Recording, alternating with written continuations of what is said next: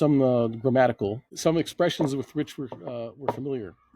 Beth HaMikdash, right? That's a term. Where's that mentioned? Is that a biblical term?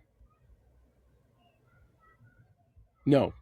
As far as I know, I have to redo my research, but Beis HaMikdash or Beth HaMikdash is not a term in the Bible, really.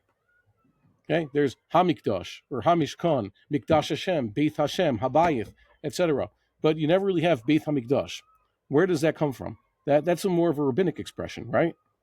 That's in the Mishnah. That's in Gemara. That's rabbinic. It's rabbinic Hebrew. And the traditional opening to many prayers, Yehi Rason Milafanecha, may it be of will before thee, or it should be thy will. Yehi Rason Milafanecha. Those two expressions are basically Onkelos translations. Okay? Yonason. Targum Yonason is, like Onkelos, often not literal. It's explanatory. Correct? Matter of fact, he has a lot of shitas like Onkelos.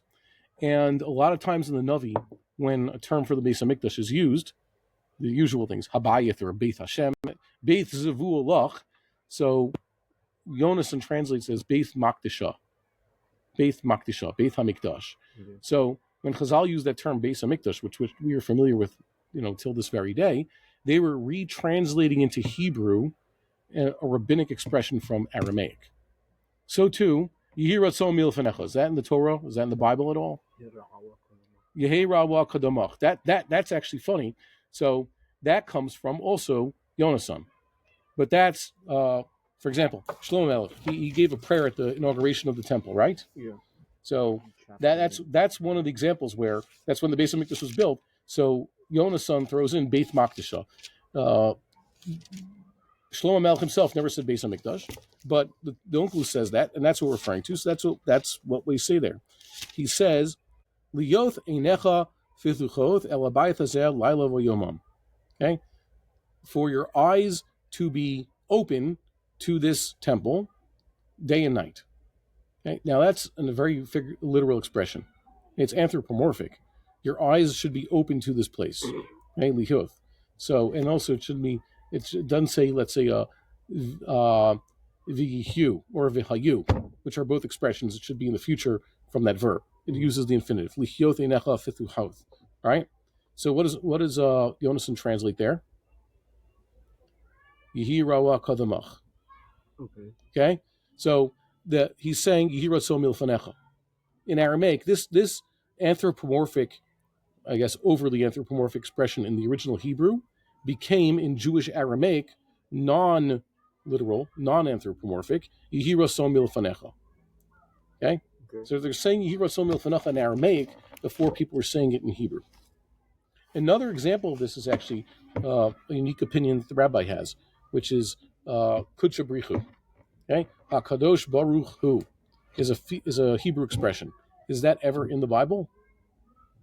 No. Kodesh? HaKadosh Baruch Hu. That's what most people say in Hebrew. That's not an official thing.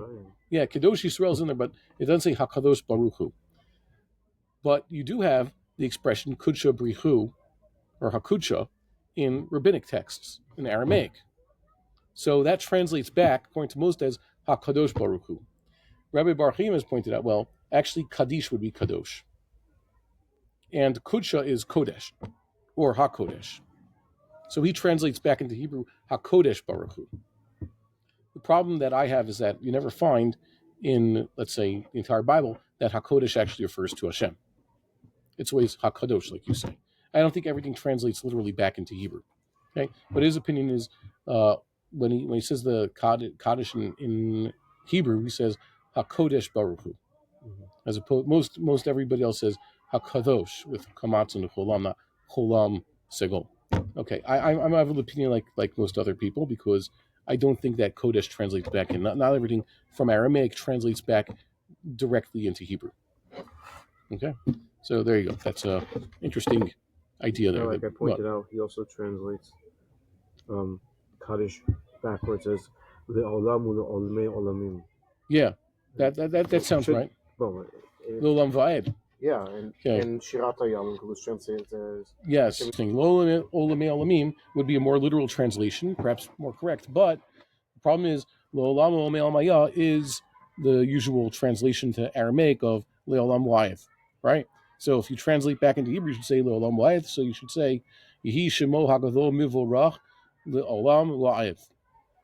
Okay, or translated very literally Leolam Olamei Olamim. Okay, means the same thing. Our taina is that Hakodesh might not be correct. I don't know, because we didn't find it there, but whatever. It doesn't really matter that much. Just the point is that these two rabbinic terms have translating funny.